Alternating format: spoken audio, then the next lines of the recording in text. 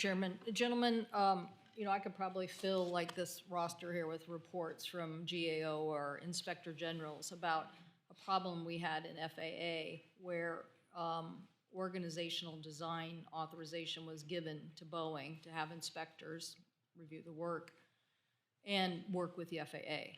Now, that is still the system we have today, but what we found is that there were those who were retaliating against those ODA members and basically saying, you might lose your job or this might happen if you take a strong enforcement measure. So we learned in aviation that was a big mistake. And so we've corrected that by passing a new FAA law that basically protects those ODA members from retaliation.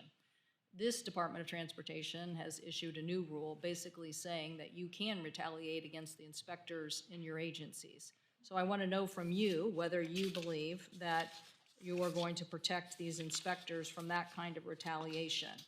Will you commit to being a strong policeman on the beat and making sure there's no political interference at your agencies on those inspectors?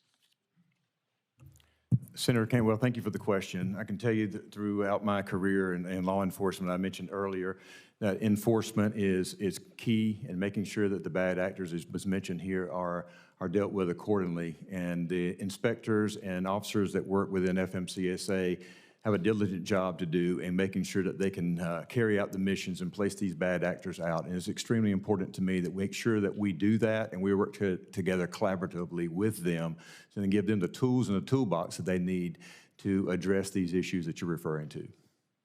So no political retaliation? Senator, I'm looking forward to working with them and making sure that they're able to do their job, and I think that's what's important. Thank you.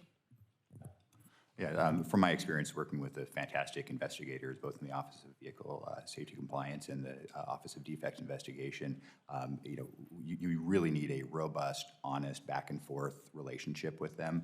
We need the data, they need to analyze the data to determine whether or not there might be a defects or non-compliance. And so ensuring that level of trust is critical. And making sure they're not harassed by somebody. Absolutely. Great, thank you. Mr. Roberti? Senator Cantwell, I would say that in my history at PHMSA, the inspection enforcement teams know how important I think what they do is to carrying out the mission of safety, and I certainly would impose no chilling effects on them exercising their duty, subject to oversight. My oversight as administrator to make sure that we are fair, transparent, and impartial in the way we cite operators for violations of federal standards. Quickly, Mr. Morrison, could you, because I have a question from Mr. Roberti, what are your priorities in setting regulations? The emergency brake issues for trucks, what are your first priorities? I think first need to get in. I'm not in the building now, and so I need to make sure that I get up to speed with the agency. Is there anything that bothers you right now that you think we need a regulation on? I think one thing we need to explore, and I mentioned this in my testimony, during the first term, we had worked on autonomous vehicle safety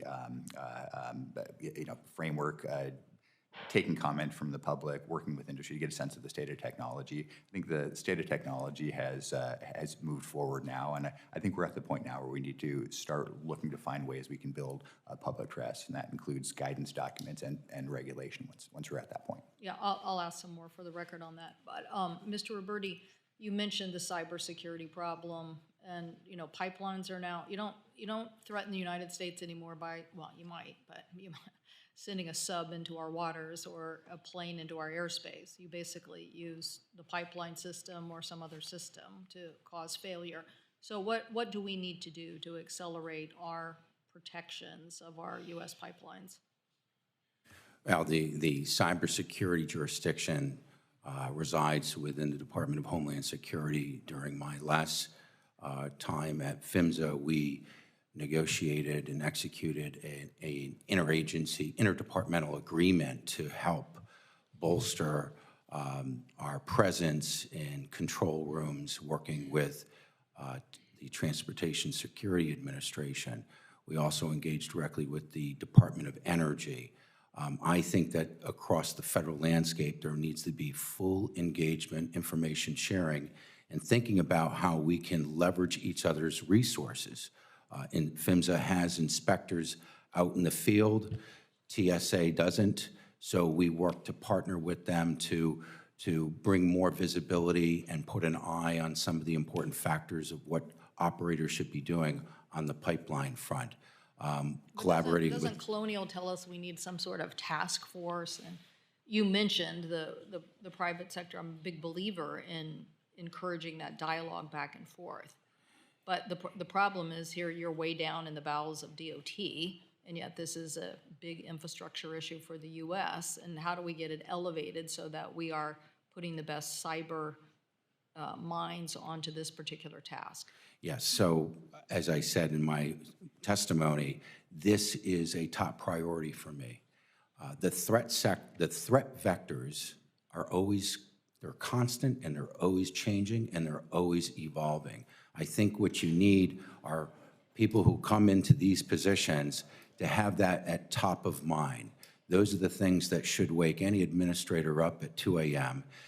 That should drive extra activity towards coordinating with other federal agencies, the FBI, the Department of Energy, the Federal Energy Regulatory Commission, the Department of Homeland Security, so that we have constant information sharing and to be thinking about in the field, both from a physical and cyber perspective, where is the next wave of attack going to be based upon what we have witnessed. But remember this, in my experience, I have a lot of experience with this, working in prior positions.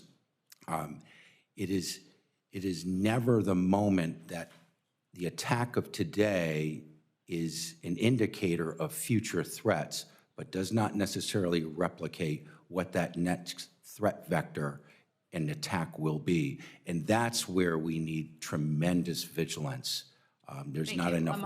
We're way out of time, but that is a very important, I'm glad you have such fervor on that point. Thank you, Mr. Chairman.